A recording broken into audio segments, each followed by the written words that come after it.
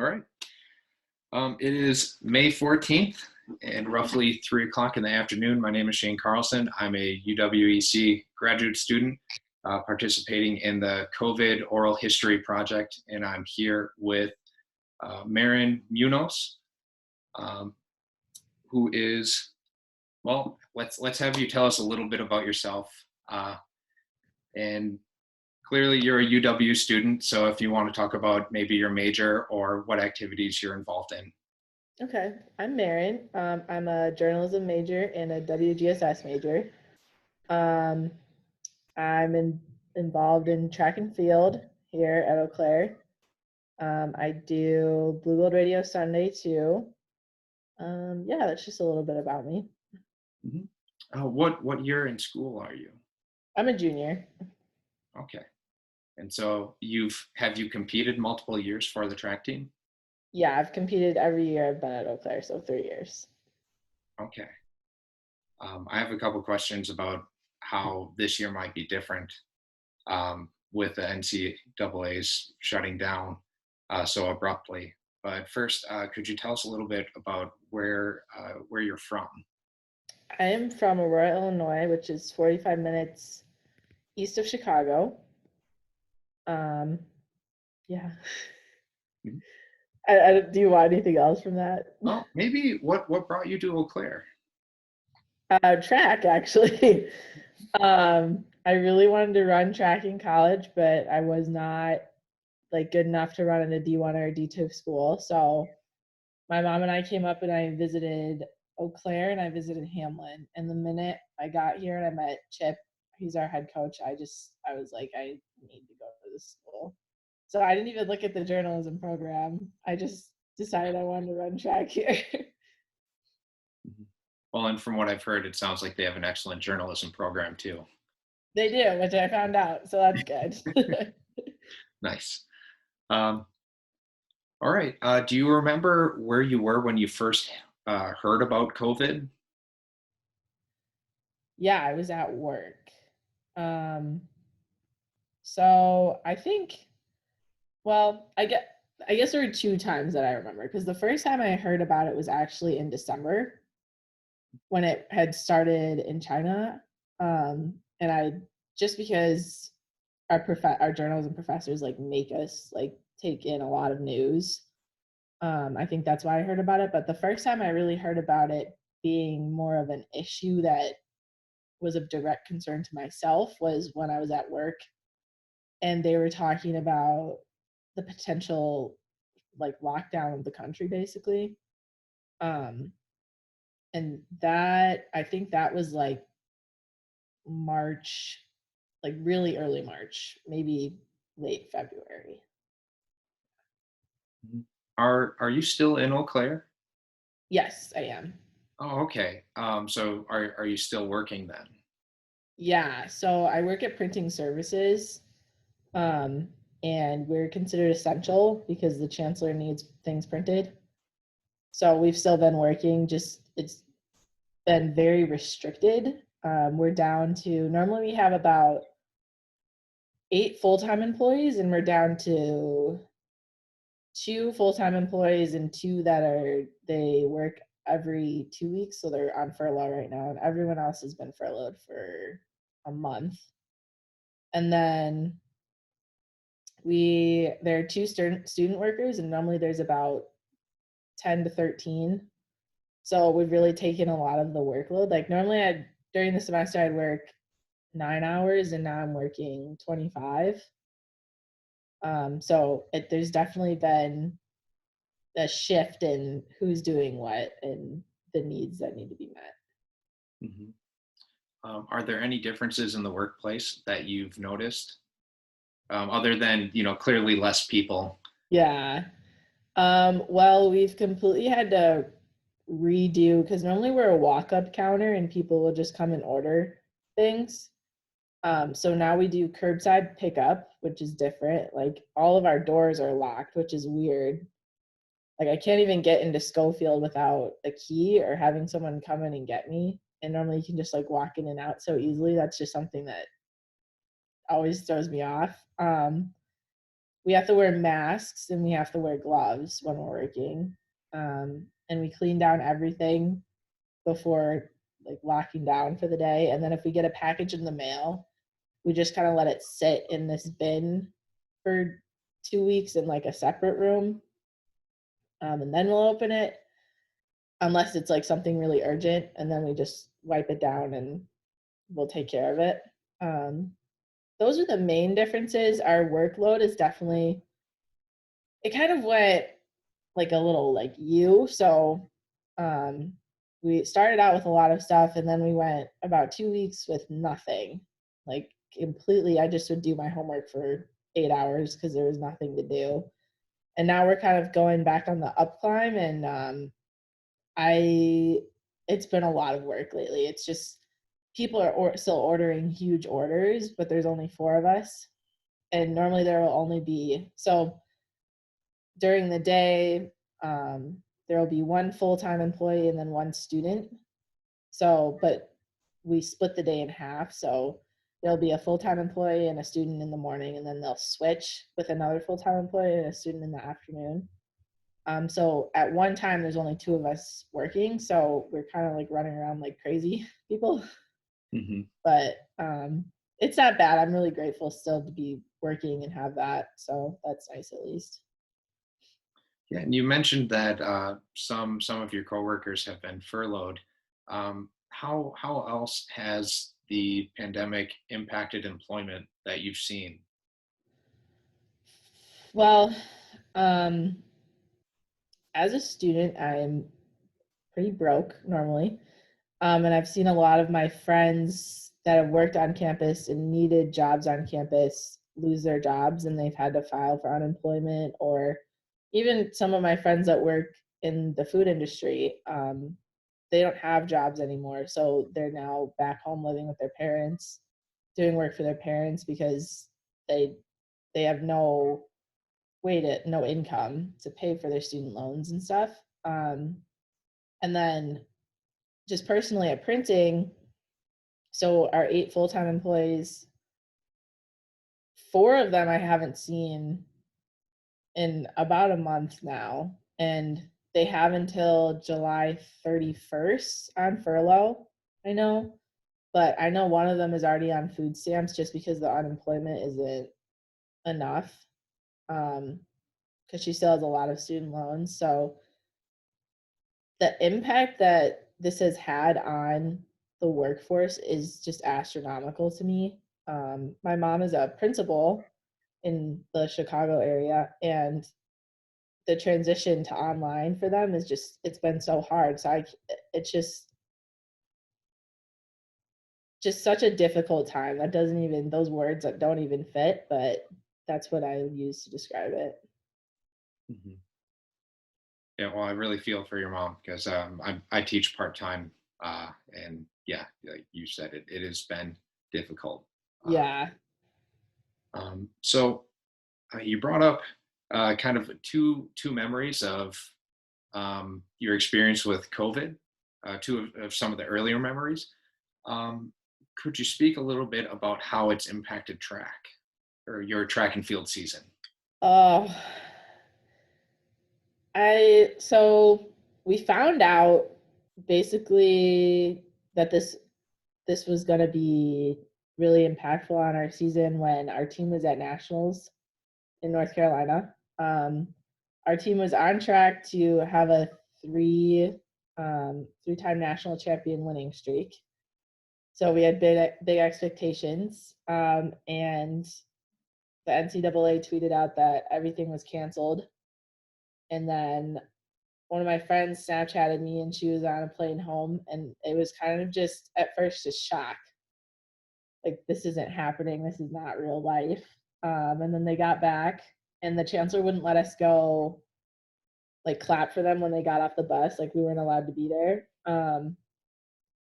So I think that was when it hit me, when we weren't allowed to go congratulate our team, even though like nothing had happened, but they still had all made it to nationals and the expectation was there.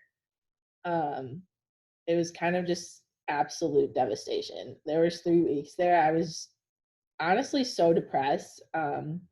because this team is my family, and not seeing them every day is just it it leaves you kind of empty feeling. So that was kind of my initial response to it.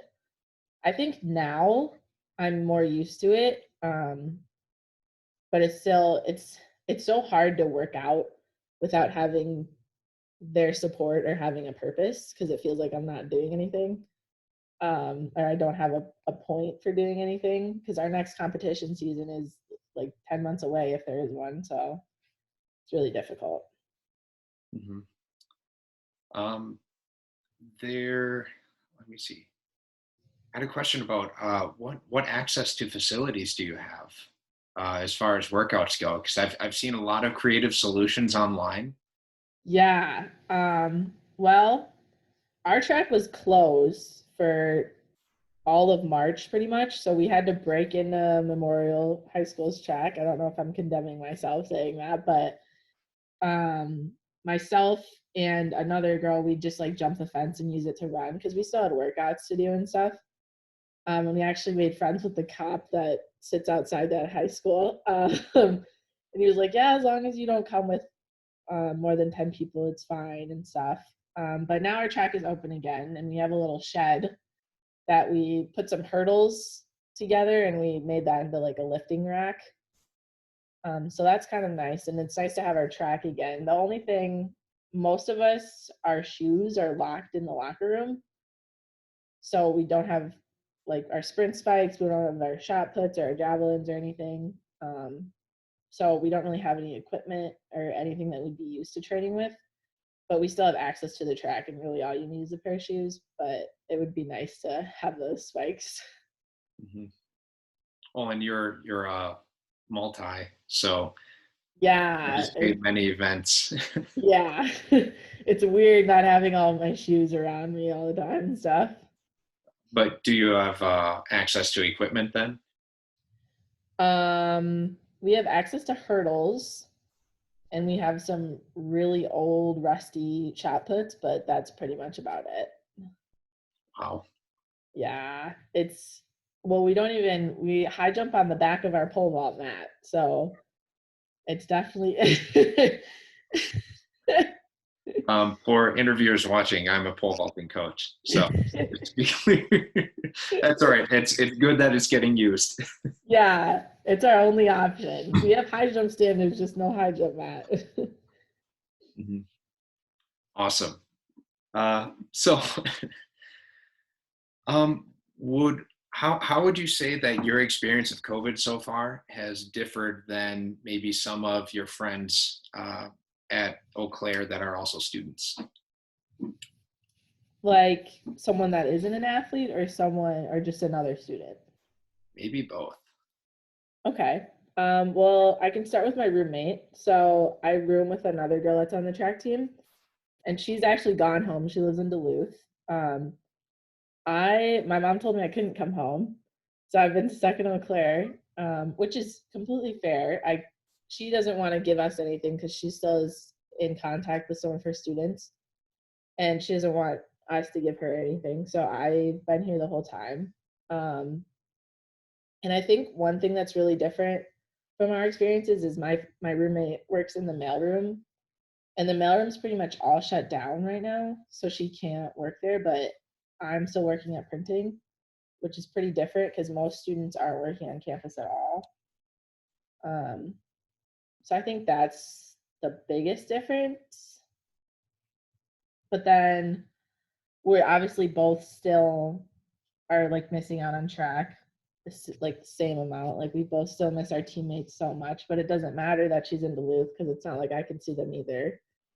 Um, so I think there's that. And then if I were to compare my experience to just another student's experience, I think the devastation of losing track and school has just been, it's been a weight that I haven't ever thought I'd have to carry. Um, I've been running track since I was 5, so I don't really know what life is like without track.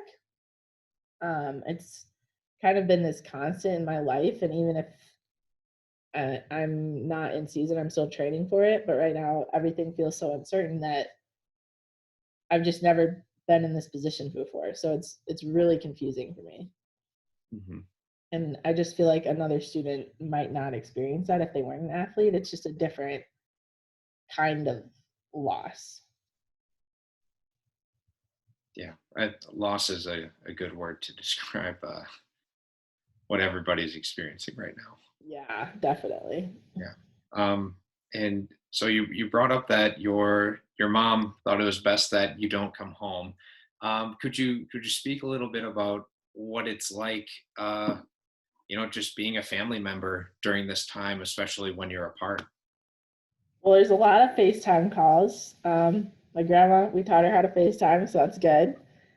Um, it's it's just really hard just because like normally I wouldn't see her that often, but at least I'd see my mom at track meets and stuff.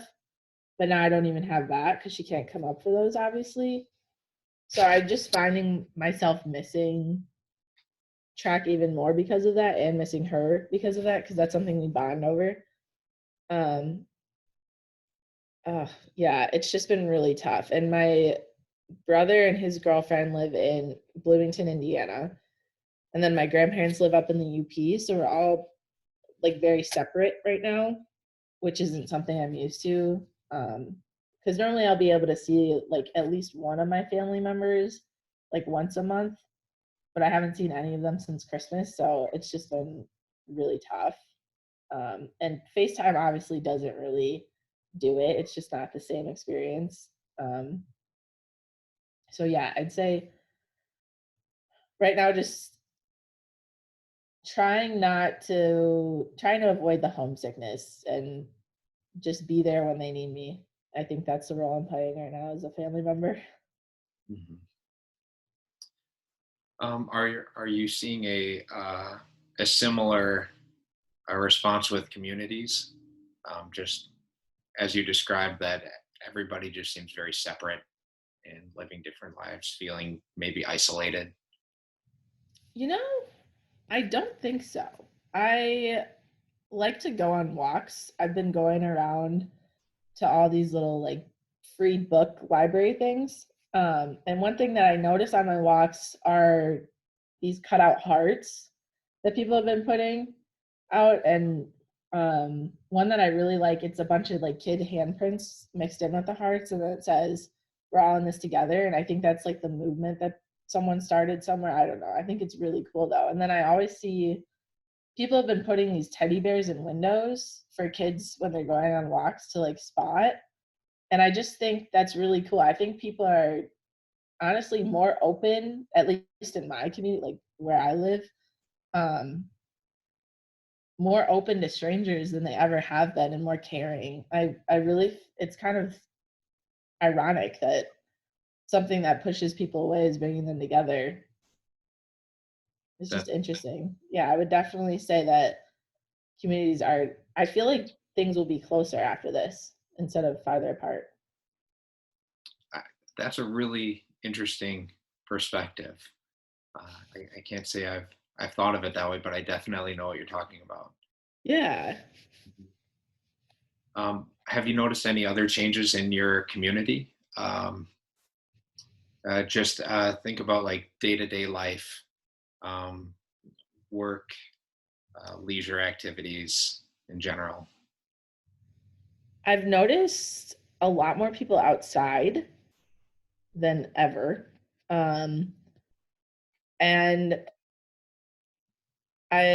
one thing that I notice is often when I'm walking home from work, people will be grilling out, but they're sitting 6 feet apart.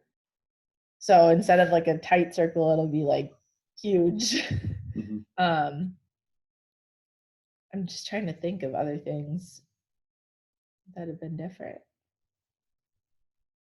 I don't know. Eau Claire feels emptier. I live in the third ward, so I feel like a lot of students have gone home. So I think that's a big part of the streets are just more open. It's kind of like a ghost town sometimes because Friday nights are not loud anymore. So that's kind of weird. Um, yeah, I think those are the only things I can think of really that are super different. Mhm. Do you know anybody that has gotten sick so far or has had like a health scare? Um, well, I'm convinced that my roommate had it. I don't know for sure, but she had all the symptoms, and then I got sick, and we were both sick for about 2.5 weeks, and I've never been that sick before. But I don't know what that was. But my mom actually did have a teacher that's dad died. Oh my gosh. Yeah, so that's a teacher that I knew from when I was like, because she teaches in the same school district that I went to school in. So that was pretty tough. Um, yeah, that one was really tough. That happened about a week ago, and he was 80 years old. So I mean, I think they knew that his odds weren't that great, but it's so hard processing all the national news and then you see it right in front of your face. And I don't know, I guess you don't really, I feel like you tend to not care about something until it's personal sometimes. So it's easy to pretend like social distancing isn't important, but when you see something like that actually happen and it's not just on the TV, um, it gets really personal and really real. Hmm. I'm sorry to hear about that. Um, Thank you. would you feel comfortable explaining maybe why it sounds like you didn't get tested, or just Um, explaining the decision okay, about so that? we tried to get tested. Oh, okay. Yeah, no, we tried. So this happened right in early March, right when everything was going down. So Hmm. we didn't know if we were just scared or what, but we were like, okay, we should get tested. And all of our parents were like, yeah, you need to not get tested. So we went over to Mayo. Well, we called first, and they were like, oh yeah, we have a drive up clinic, like a drive up test site. And then we got there, and I don't know why they didn't tell us this over the phone, but they were only testing people that at that point that had traveled or had been in contact with someone who had traveled. And to our knowledge, we hadn't been in contact with anyone, so they didn't test us. Wow. Yeah. Do you So remember what point in time this was? I know you said early March, but I think I think around March 5th, mhm, March 5th or March 6th, it was about a week and a half before everything kind of blew up nationally. mhm. So yeah, And so that that would was, have been that would be before nationals, before your teammates went to. Okay, mhm, yeah, okay. So yeah. yeah, of course, you're not thinking like, well, having contact with them who would have been traveling, but Yeah, no, this was before that happened because that was the only thing I would have bet the only people I would have been in contact with. But yeah. yeah, wow. And what clinic was that again? You said Mayo, but is it Mayo in? Um it's I don't know which one it is. Do you remember I what can city? it's in Eau Claire. Oh, okay. It's Oh, the it's one really right by close. campus. What? Is that the one right by campus? Yeah, it's well, not the one on upper, the one on lower. Okay. Do you know what I'm talking about? Trying to picture it. I'm still pretty It's new to Eau Claire. Is it close to yeah. downtown then? No, it's not. It's like kind of far back. I can't think of what it's called. I think it's like the Lutheran campus or something. Hmm. I Okay. might be right. Well, that's still really important insight to have. Yeah, we were pretty scared for a while.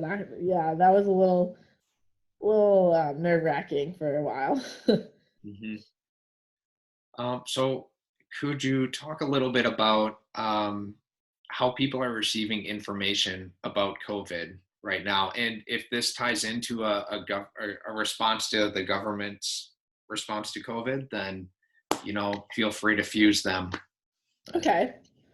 I think I have a unique perspective as a journalism major, I think that really affects my opinion on this. So I would call it,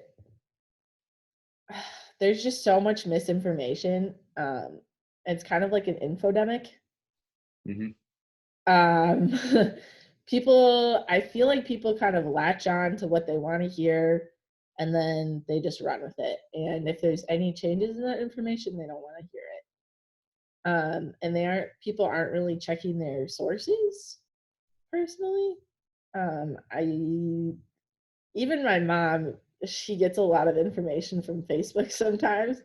Like, mom, you can't listen to everything. Um, and I do think this is a reflection of our government right now.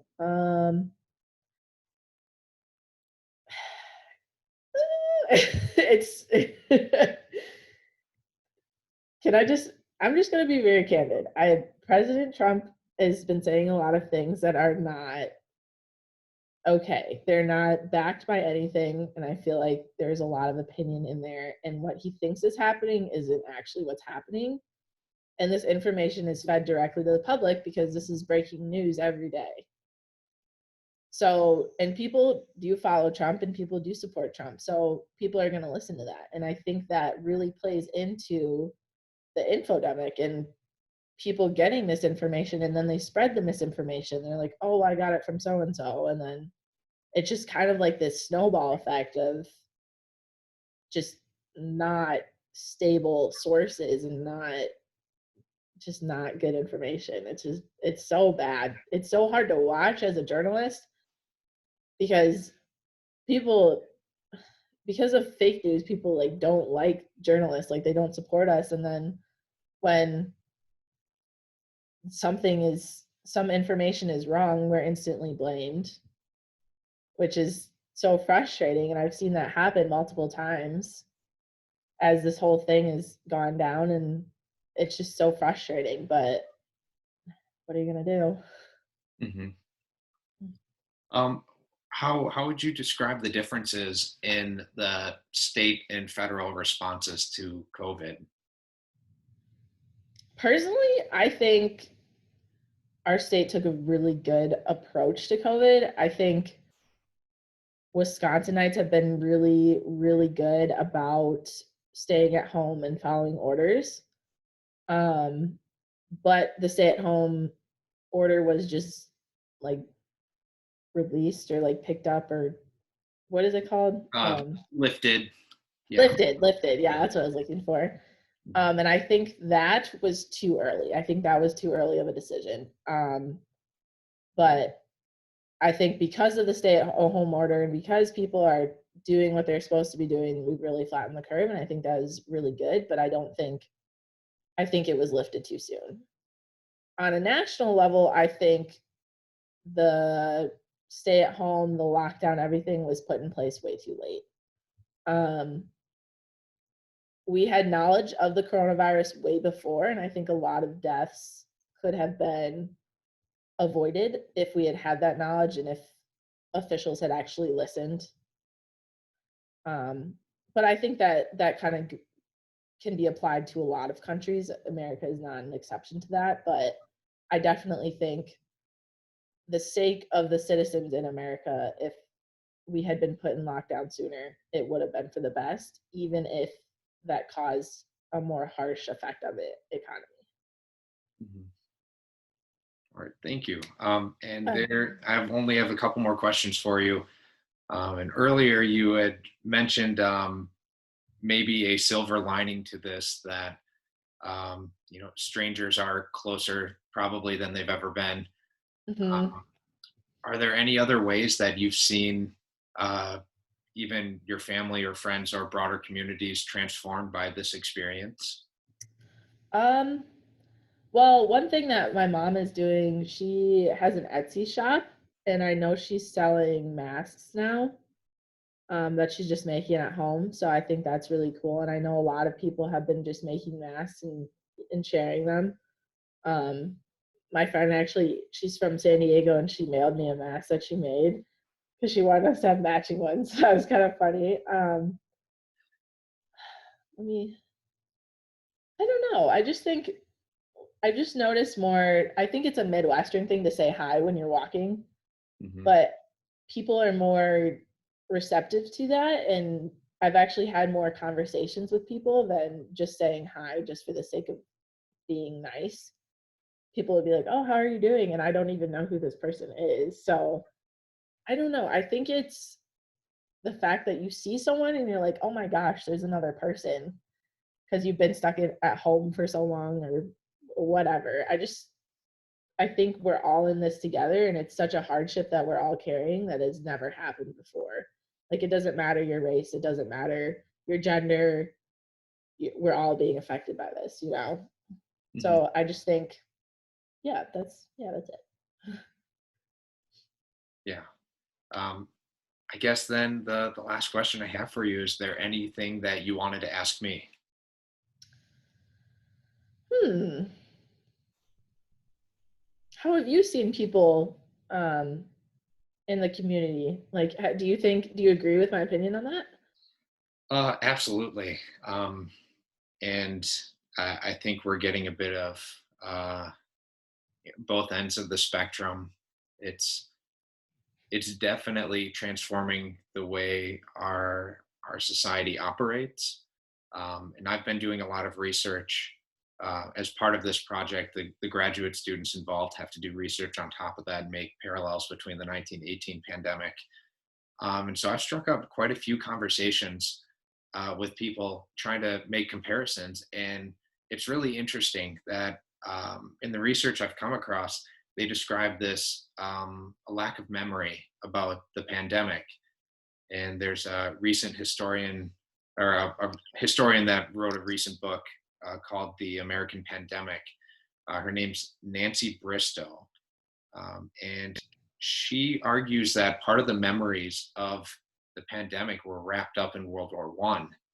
And I can verify this at least for Eau Claire. I was looking through some of the articles from 1918, and on November 11th, um, which is normally regarded as the end of World War One, Mhm. uh, even going through the newspaper, like there, the city had already issued some orders um, back in October, and there were some businesses trying to contest them and saying, "Well, we want people to work out. People need to work out right now.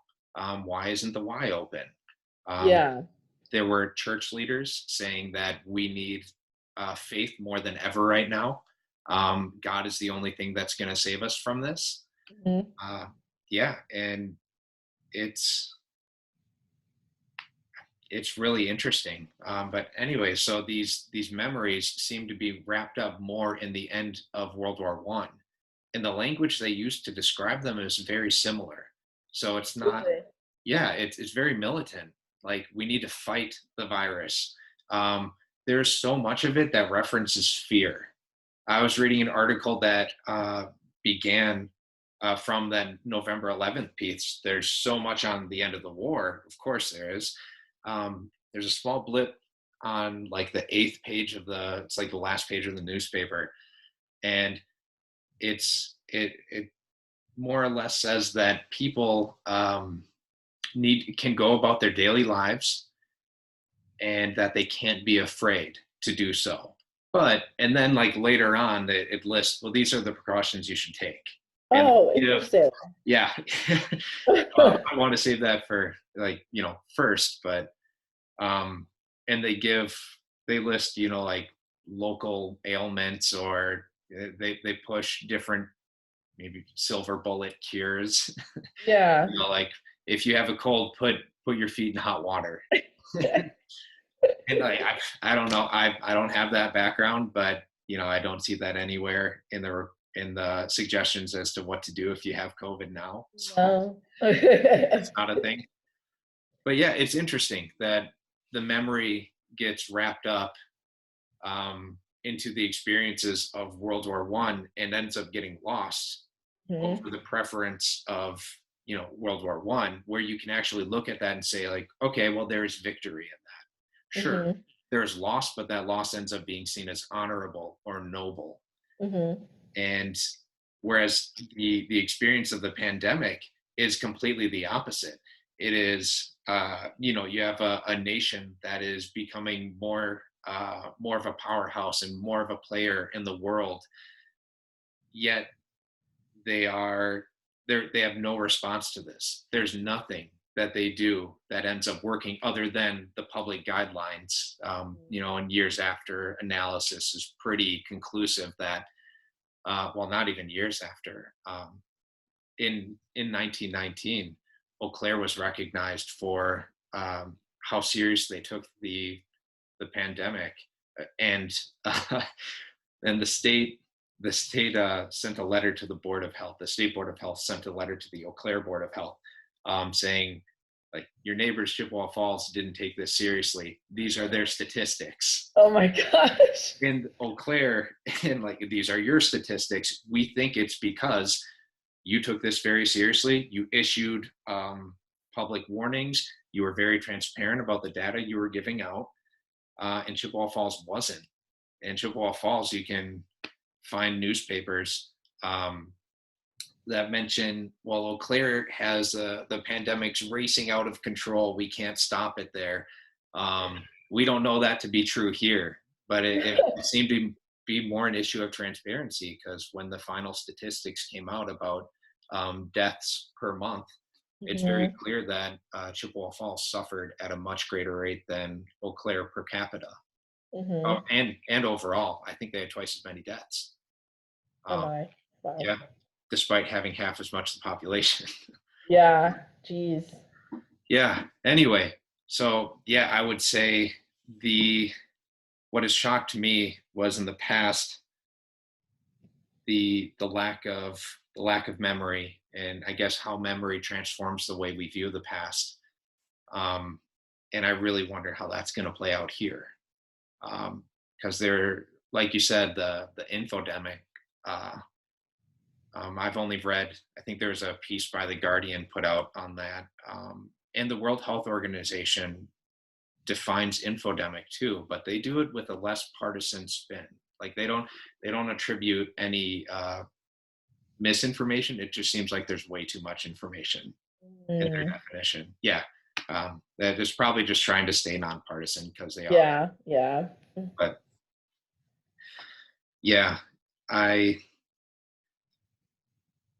don't know. I look for the little things that get me through the day, and I think everybody's kind of in that boat.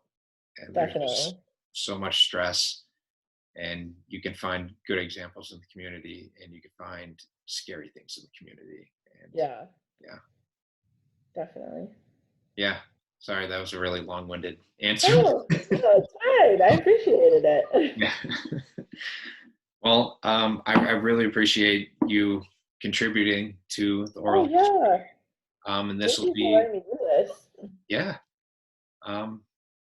Yeah, and your records will be stored in the digital archives for Eau Claire, and with the archives at Indiana University, which is going to be a much broader national project. And I know they're getting global responses to that project as well. So that'll be really neat to see what happens there. Yeah, that's going to be cool. Awesome. All right. Well, I'll stop the recording.